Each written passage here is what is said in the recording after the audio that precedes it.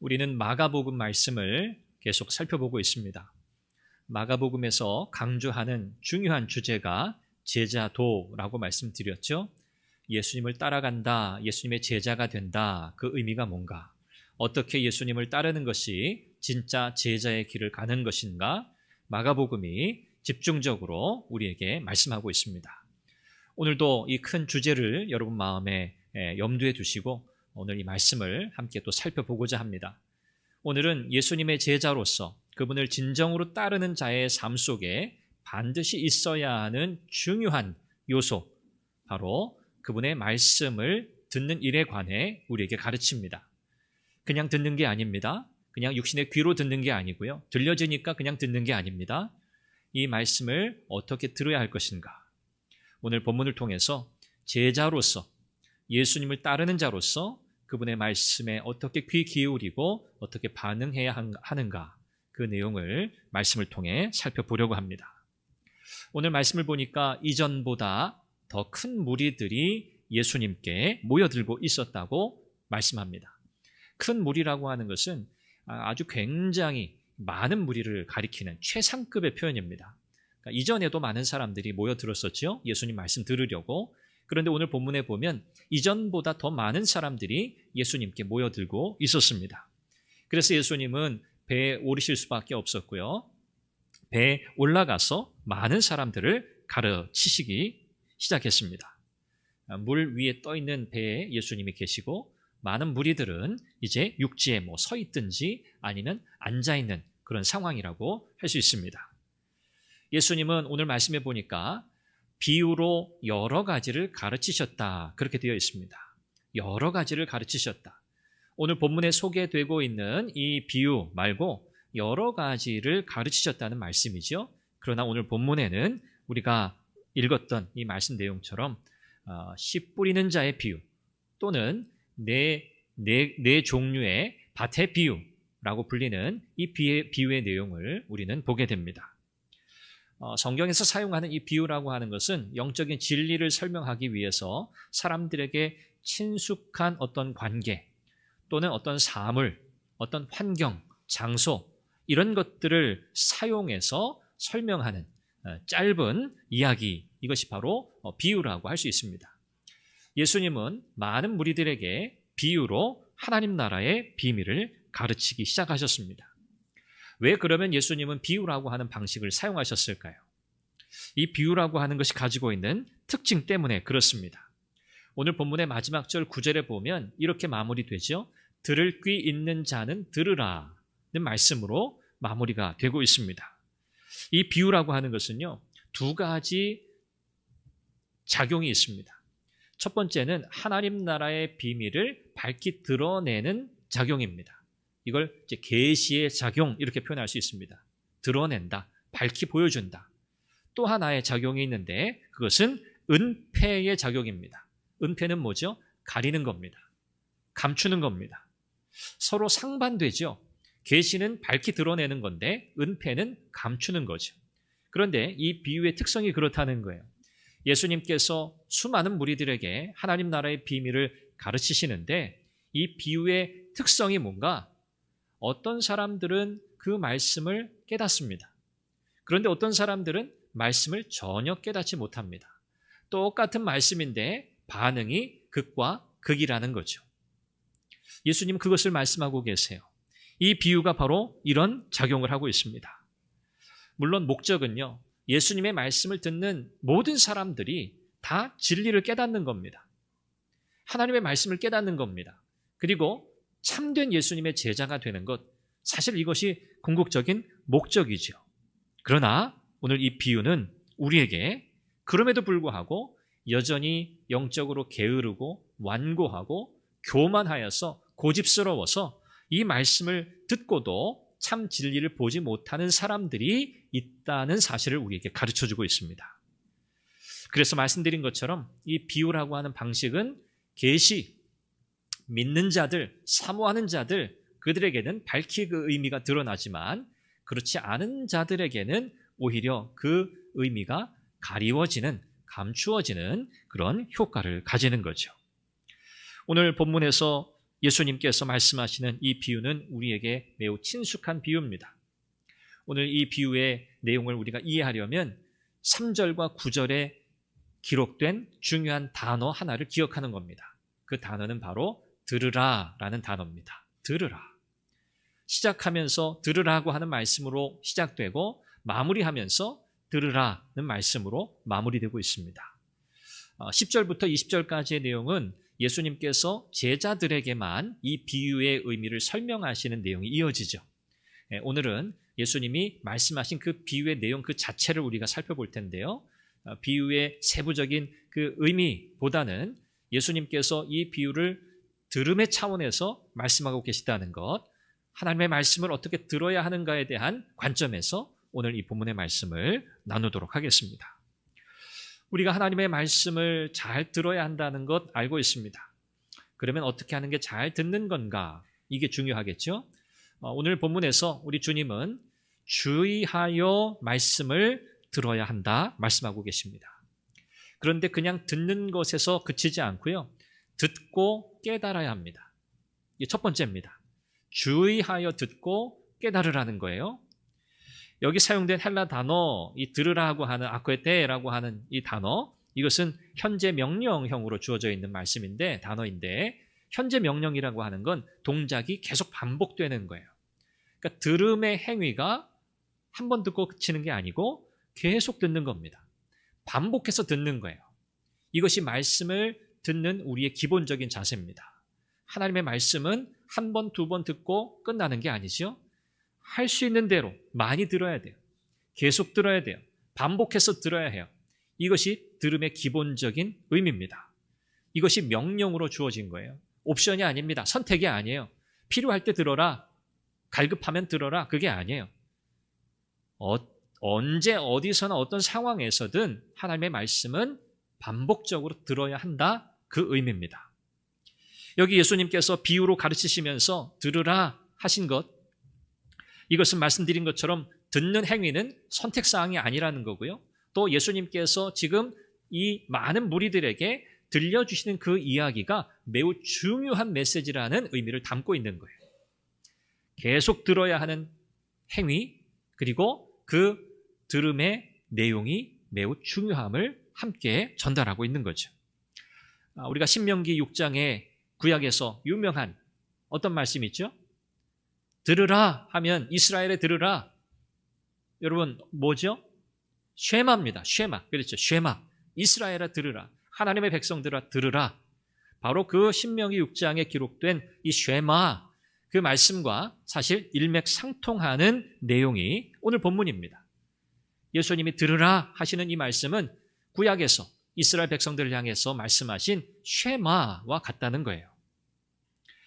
그래서 이 들으라라고 하는 이 아쿠에테라고 하는 이 명령, 이 단어는 지금부터 내가 중요한 얘기 할 거야. 이거 결코 가볍게 들어서는 안 된다. 정신 집중해. 주의해서 또박또박 한 단어 한 단어 토시 하나 틀리지 않고 기억할 정도로 집중해서 들어야 한다. 이런 의미를 담고 있는 거예요. 그만큼 중요하다는 말이죠. 이 메시지는 들어도 좋고 안 들어도 그만인 메시지가 아니에요. 이 메시지는 반드시 들어야 돼요. 왜냐? 하나님 나라의 복음이거든요. 한 생명에, 한 영혼에 영원한 운명이 걸린 말씀이거든요. 그러니 들어야죠. 어떻게 해요? 주의해서 들어야죠. 온 힘을 다 집중해서 들어야죠. 우리 주님이 그렇게 말씀하고 계세요. 처음에 3절에서 들으라 하실 때 이 들으라, 이 헬라어 단어에 보면 인칭, 수 이런 게 있습니다. 뭐 단수, 복수, 1인칭, 2인칭, 3인칭, 단수, 복수. 여기 3절에 들으라라고 할 때 여기 사용된 이 들으라라고 하는 이 단어는 2인칭 복수예요. 많은 대상, 많은 무리들 또는 불특정 다수의 무리들, 2인칭 복수예요. 그런데 마지막 9절에 들으라, 귀 있는 자는 들으라 하실 때 이 들으라는 3인칭 단수입니다. 이 원어의 의미가 매우 중요한 메시지를 우리에게 주고 있는 거예요. 이 비유의 특성을 우리에게 또 소개해주고 있고요. 하나님 나라의 비밀, 천국 복음의 메시지가 어떻게 사람들에게 받아들여지는가를 가르쳐주는 거예요. 많은 사람들이 듣습니다. 예수님은 배에 올라 계시고요. 육지에 서서 앉아서 예수님의 말씀을 듣는 허다한 무리들이 있습니다. 그들은 육신의 귀로 말씀을 듣습니다. 그런데 마지막 9절 말씀처럼 진짜 그 말씀의 의미를 깨닫는 사람은 다수가 아니에요. 그래서 단수로 표현됐어요. 비유의 말씀을 듣고 이해하는 일은요, 영적인 일입니다.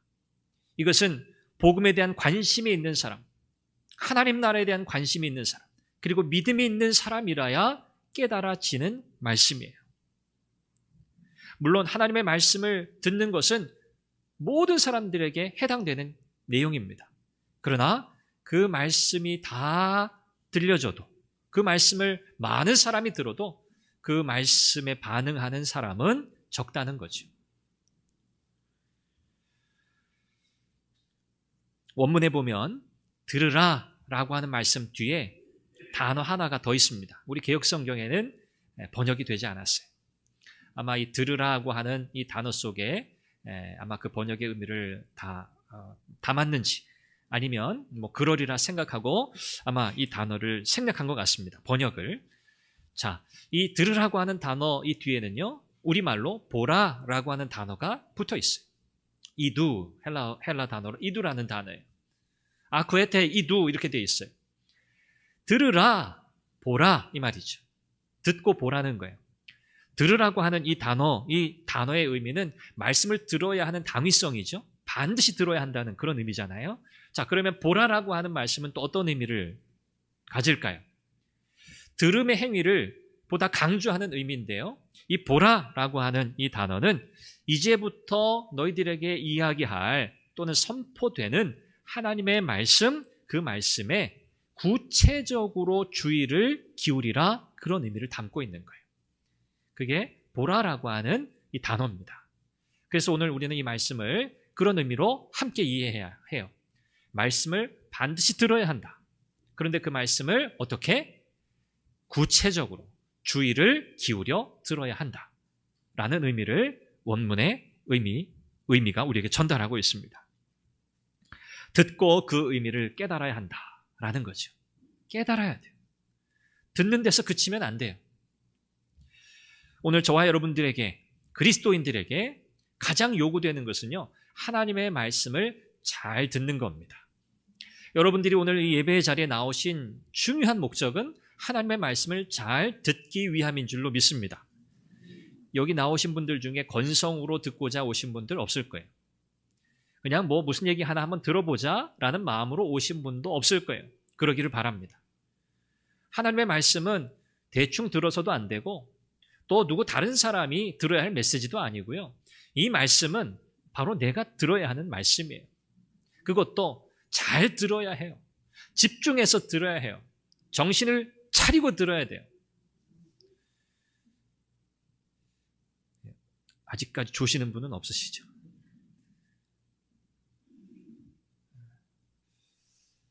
하나님의 말씀에 대한 자세, 태도 매우 중요하죠. 하나님의 말씀을 잘 들었다고 뭐 갑자기 우리에게 큰 상이 주어지는 건 아닙니다. 그렇죠?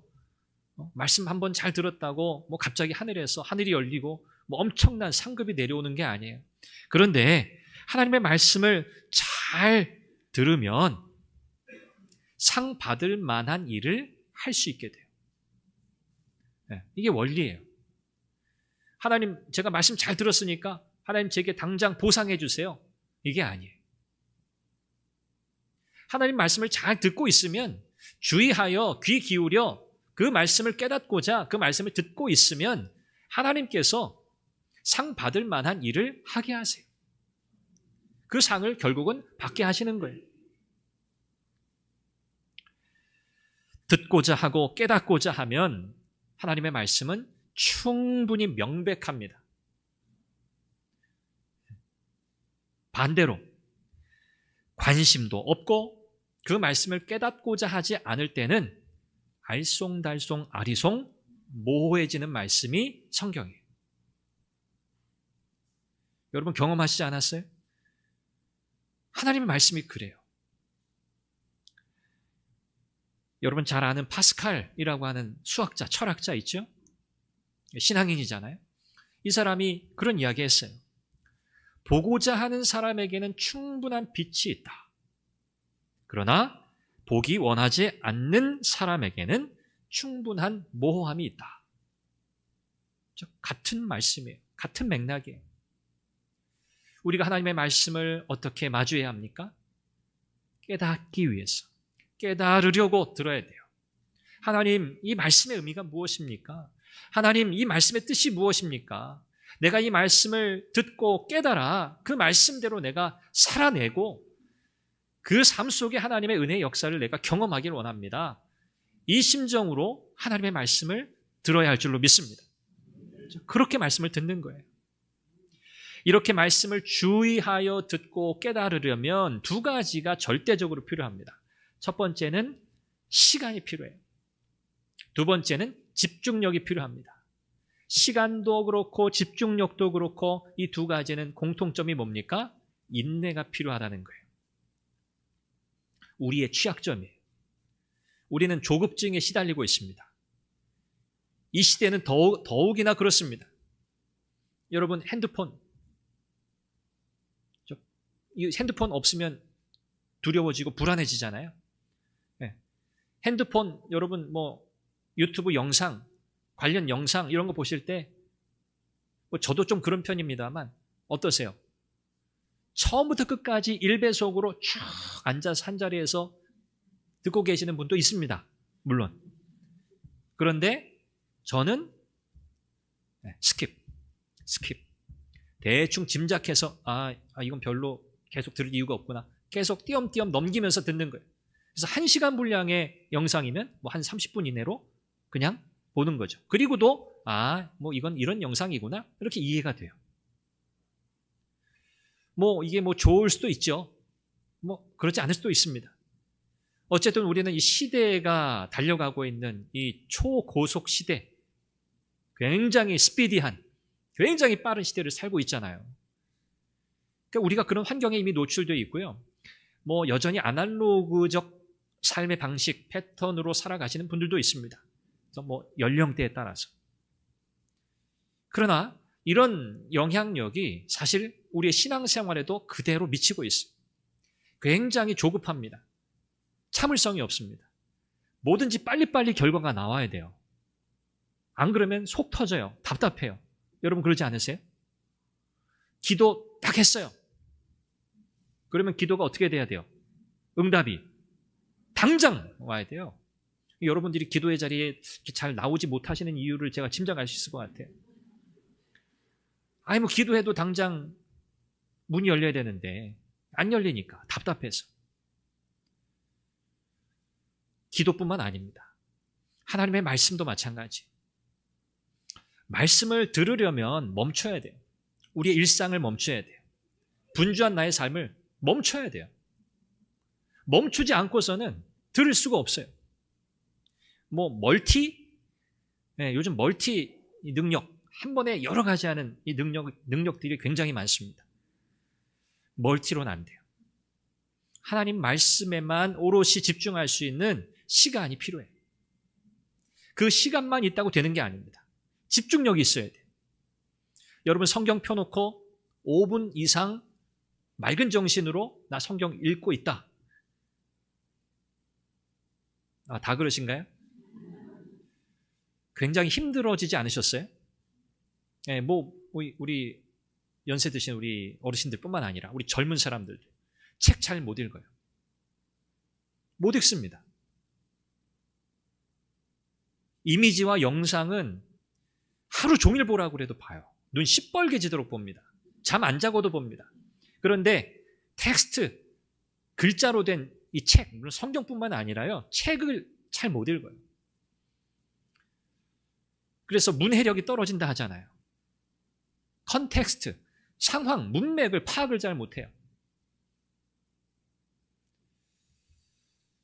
좋은 것을 얻으면 또 하나를 잃어버리는 것 같아요. 잃어버려서는 안 되는데. 성경도 마찬가지죠. 집중력이 필요한데 우리가 너무 피곤해요. 집중력을 가질 만한 여력이 없어요. 육체적으로도 영적으로도. 여러분, 이 문제를 우리가 해결해야 돼요. 시간도 확보해야 하고요. 집중력을 가질 수 있는 여건을 만들어야 돼요. 펴면 좋는데요. 읽어보자. 한 장, 두 장 읽다가 고개는 떨궈지는데요. 집중력이 없는 거잖아요. 이렇게 해가지고는 하나님의 말씀을 주의하여 듣고 읽고 그 의미를 깨달을 수가 없어요.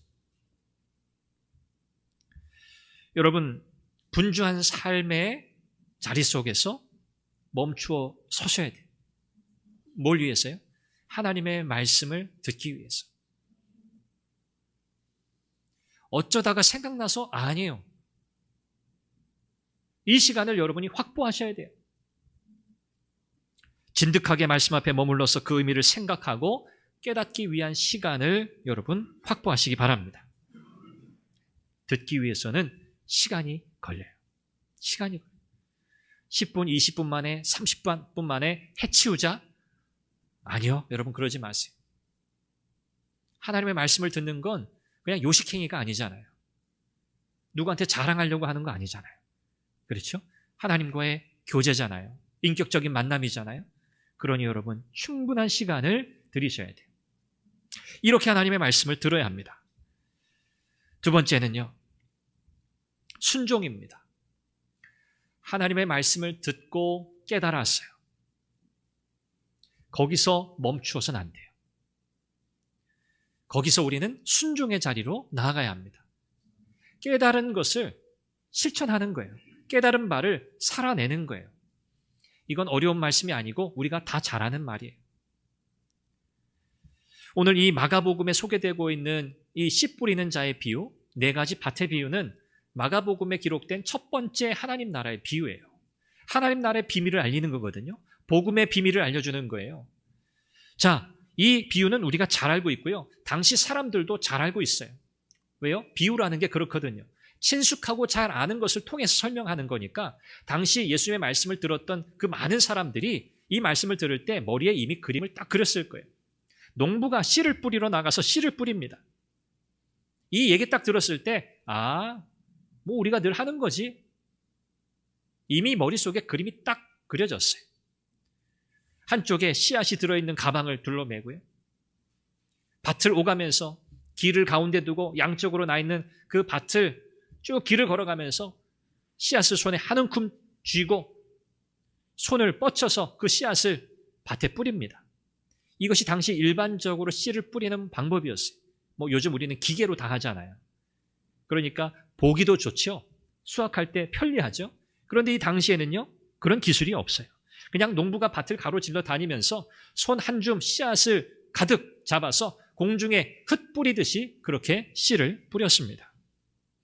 그러니까 이 농부가 씨를 뿌릴 때 씨앗이 어디에 떨어질지 몰라요. 그렇죠? 어떤 특정한 밭에 기계적으로 심는 게 아니에요. 그냥 농부가 흙 뿌리듯이 씨를 뿌리기 때문에 뭐 더러는 길가에도 떨어지고요. 돌밭에도 떨어지고요. 가시덤불에도 떨어지고요. 또 좋은 땅에도 떨어지는 겁니다. 농부는 이런 상황, 형편, 뭐 효율성 이런 것을 염두에 두고 씨를 뿌리는 게 아니에요. 그냥 씨를 뿌립니다. 이런저런 상황에 구애받지 않는다는 거예요. 농부의 목표는 분명하죠. 가능한 한 많은 뿌려진 씨앗이 좋은 열매를 맺는 거예요. 이것이 농부의 목표입니다. 자, 그러나 어쩔 수 없이 씨들은요, 열매 맺기 어려운, 결실하기 어려운 땅에도 떨어집니다. 그러니까 결실하는 씨도 있고 그렇지 못한 씨도 있다는 거예요. 자, 오늘 이 본문에서 뭐 이건 누구나 다 이해할 수 있고 친숙한 그런 이미지입니다. 그런데 오늘 본문에서 독특한 표현이 있는데 그게 뭐냐면 씨를 뿌린다고 하는 동사적 의미의 단어는 사용되었는데 씨, 명사적 의미의 씨를 의미하는 단어는 사용되지 않았어요. 이건 무슨 의미냐면 씨를 뿌리는 자의 뿌리는 행위가 중요하다는 거고요. 씨에는 전혀 차별이 없다는 거예요. 좋은 씨냐 나쁜 씨냐 그런 차별이 없다는 거예요. 왜 그렇죠? 씨 뿌리는 자는 예수님이에요. 이 씨는 씨앗은 무엇입니까? 하나님 나라 복음이에요. 천국 복음이에요. 그러니 씨 뿌리는 자에게도 문제가 없어요. 씨 그 자체에도 문제가 없어요. 그래서 이 표현은 씨앗의 동질성을 나타내요. 씨에는 문제가 없어. 복음에는 전혀 문제가 없어요. 자, 그런데 오늘 비유에서 말씀하는 것처럼 어떤 씨앗은 땅에, 길가에, 돌밭에, 가시덤불에, 좋은 땅에 떨어진다고 했잖아요. 네 종류가 여기 소개되고 있습니다. 씨 뿌리는 자에게도 문제가 없고 씨앗에도 문제가 없어요. 그런데 결실하는 씨앗이 있고 결실하지 못하는 씨앗이 있어요. 자, 이것은 우리에게 무엇을 말합니까? 하나님의 말씀, 천국 복음이 많은 사람들에게 들려지지만 그 말씀을 믿음으로 받아들이는 자가 있고 그 말씀을 믿음으로 받아들이지 못하는 자가 있다는 거예요. 여기서 더 중요한 건 뭡니까? 수확이라고 하는 것, 결실을 맺는다고 하는 것, 이것은 무엇의 상태에 달려 있다는 거예요? 씨앗이 떨어진 땅의 상태에 달려 있다는 거예요. 여러분, 이 비유를 상식적으로 이해하려고 하시면 안 돼요. 이건 비유입니다. 중요한 메시지를 전달하기 위해서 사용하는 일종의 그림 언어와 같은 거예요. 뭐 처음부터 좋은 땅에 뿌리지 그랬냐? 이런 질문은 의미가 없는 거예요. 그거는 뿌리는 자의 마음이에요. 수확이라고 하는 것, 결실이라고 하는 것, 이것은 땅의 상태에 달려 있다는 거예요. 길가에 떨어진 씨는 어떻습니까? 그 단단한 땅을 뚫고 뿌리를 내릴 수가 없어요. 결국 새들이 와서 다 쪼아먹는다는 거죠. 이 새는 사탄을 상징해요. 사탄. 이렇게 딱딱하고 단단하고 완고하고 교만한 마음을 가지고 있기 때문에 그 결과 새들이 날아오는 거예요. 사탄이 이 사람의 마음을 단단하고 교만하고 완고하게 만든 게 아니에요. 이해되시죠? 사탄이 원인이 아니라는 거예요. 이 사람의 마음밭이 길가와 같기 때문에 단단하기 때문에 말씀이 뿌리 내릴 수 없을 만큼 단단하기 때문에 결국은 공중의 새, 사탄이 그 씨앗 먹어버린다는 거예요. 열매를 맺지 못하겠죠. 또 어떤 땅에 떨어집니까? 돌밭에 떨어지기도 합니다. 돌밭은 길가와는 조금 달라요. 이 돌은 약간의 수분도 조금 머금고 있고요. 또 그 틈 사이로 흙도 조금 있습니다. 그래서 씨앗이 여기 뿌려지면 싹이 나기는 해요. 흙이 있고 수분이 있으니까. 그런데 해가 나면 그 수분이 금방 증발해 버립니다. 흙이 조금밖에 없기 때문에 깊이 뿌리를 내리지 못합니다. 그러면 어떻게 되죠? 해가 뜨거우면 말라 죽습니다. 그런 경우에 뭔가 반응이 있는 것 같은데 결국은 죽는 거예요. 열매를 맺지 못해요. 가시떨기에 떨어진 씨앗도 있습니다. 농부가 의도적으로 가시떨기에 씨앗을 뿌린 게 아닙니다. 밭을 갈면서 죽지 않은 가시떨기 씨앗들이 섞여 있었겠죠. 그런데 얼마나 이게 강력한지 이 뿌려진 씨앗이 자라지 못할 만큼 방해를 하는 거예요. 이 가시떨기의 씨앗이 수분도 가져가고 양분도 가져가고 공간도 훨씬 더 빨리 차지해버리는 거예요. 그러니까 이 뿌려진 씨앗이 열매 맺지 못하는 거죠. 좋은 땅에 떨어진 씨도 있습니다. 좋은 땅이니까 어떻겠어요? 흙도 충분하겠죠. 공간도 충분하겠죠. 수분도 충분하겠죠. 뿌려진 씨앗이 자라기에 최적합의 환경입니다. 그래서 오늘 말씀에 뭐라고 이야기해요? 이렇게 좋은 땅에 떨어진 씨앗은 30배, 60배, 100배의 결실을 맺는다라고 말씀해요. 이건 그냥 배수로 30배, 60배 수학적 계산이 아닙니다. 이건 엄청난 결실을 맺는다는 뜻이에요. 엄청난 결실을 맺는다. 상상할 수 없는 열매를 맺는다는 뜻이에요. 예수님은 이 비유를 통해서 무엇을 가르치십니까? 좋은 밭은 어떤 밭인가? 열매로 결판난다는 거예요. 열매를 많이 맺는, 좋은 열매를 맺는 밭은 좋은 밭이에요.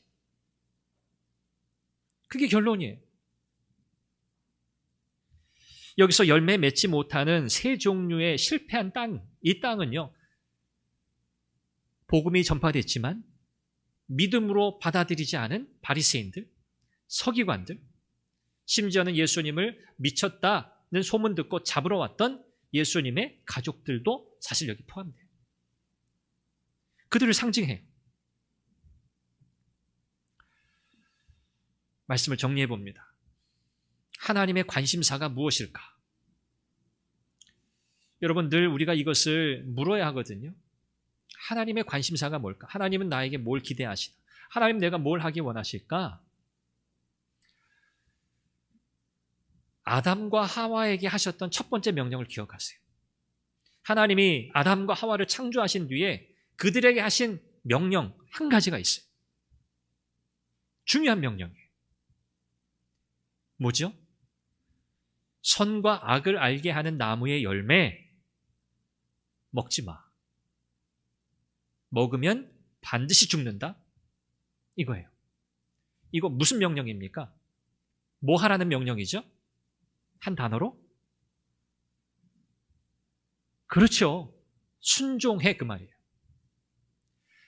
하나님께서 아담과 하와에게 야, 너 나에게 전폭적인 믿음을 줘야 돼? 너 나만 진짜 사랑해야 돼? 이런 명령을 하시지 않았어요. 오직 순종의 명령만 하셨어요. 이것이 유일한 명령이에요. 창조주의 명령이에요. 이것이 모든 인생들에게 하신 창조주 하나님의 명령이라니까요. 순종이에요. 다른 게 없어요. 순종 안에 믿음도 들어가 있고 사랑도 들어가 있는 거예요. 믿음이 없고 사랑이 없는 사람은 순종할 수 없거든요. 그래서 순종은 믿음을 포함해요. 사랑도 포함해요. 하나님 사랑하지 않고 순종한다? 거짓말입니다. 믿음이 없이 하나님 말씀 순종한다? 거짓말입니다. 불가능합니다. 하나님의 관심사는요, 우리가 신앙생활 몇 년 했느냐? 아닙니다. 그거에 하나님 관심 없으세요. 얼마나 많은 신앙 지식을 가졌는가? 관심 없어요. 하나님의 유일한 관심은 말씀을 통해 보건대 열매 맺는 신앙이에요. 다름 아니라 말씀에 순종하는 거예요. 하나님 원하시는 건 딱 그거 하나예요. 그게 창조주의 명령이었어요. 그리고 오늘 그리스도 안에서 하나님의 자녀로 살아가는 저와 여러분들에게 주신 사실 유일한 명령이기도 해요. 하나님의 말씀에 순종하는 사람은 하나님을 사랑하는 사람이에요. 믿음이 있는 사람이에요. 요한복음 14장 15절에 예수님께서 그 말씀 하시잖아요. 너희가 나를 사랑하면 나의 계명을 지키리라. 너희 나를 사랑한다고? 말만 하지 마. 그냥 그런 말 할 것도 없어. 그냥 하나님의 계명 순종해. 그러면 너가 나를 사랑하는 줄 내가 잘 알아. 그 말씀이에요. 여러분, 우리가 찬양 부를 때도 뭐 사랑합니다 이런 고백하기도 하고요. 찬양의 가사에도 사랑의 고백이 많죠. 그 찬양을 부르면 마음이 뭉클해지죠. 감성적이 되죠. 우리의 사랑이 얼마나 형편없는지, 또 하나님의 사랑이 얼마나 놀라운지. 그런데 여러분, 그런 감성적인, 감상적인 의미만 해석해서는 안 돼요. 아, 하나님 사랑이 뭐지? 내가 하나님 사랑한다고 고백했는데 그 사랑의 고백이 구체적으로 뭐지? 예수님 말씀하신 대로예요. 순종하라는 거예요. 순종이라는 열매가 없으면 하나님 사랑하는 게 아니라는 말입니다. 하나님께서 우리의 삶에 뿌리신 말씀의 씨앗이 우리의 인격과 우리의 삶 속에 열매를 맺는다면 그것은 우리가 하나님의 말씀을 주의하여 듣고 깨닫고 순종했다는 증거입니다. 증거예요. 예수님은 마지막 9절에서 이 비유를 말씀하시고 나서 들을 귀 있는 자는 들으라 하셨습니다. 아마 많은 무리들이 의아해했을 거예요. 도대체 이게 무슨 말이야? 들을 귀 있는 자는 들으라니. 지금 우리가 다 들었는데? 예수님은 지금 육신의 귀를 가지고 그냥 내 음성을 들으라 그 말씀하신 게 아니거든요. 더 깊은 차원의 들음을 말씀하신 거예요. 단순한 호기심으로 들어서는 안 된다는 거고요.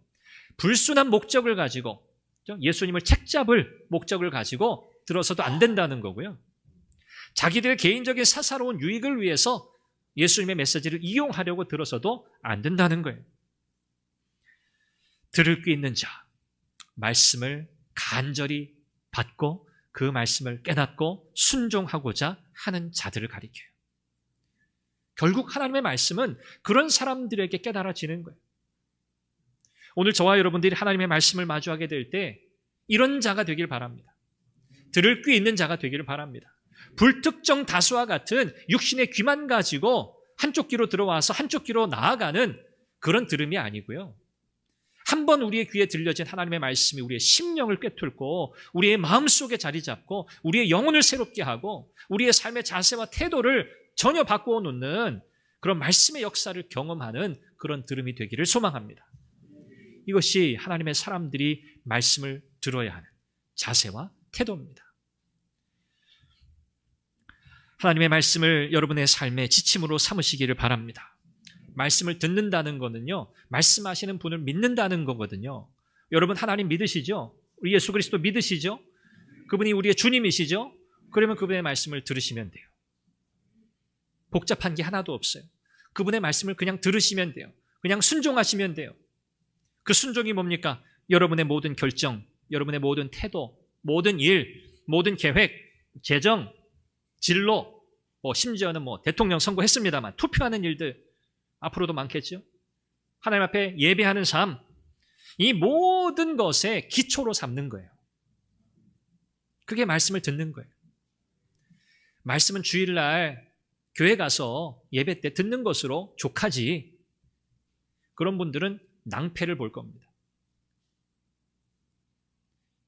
신앙생활은 그렇게 되지 않아요.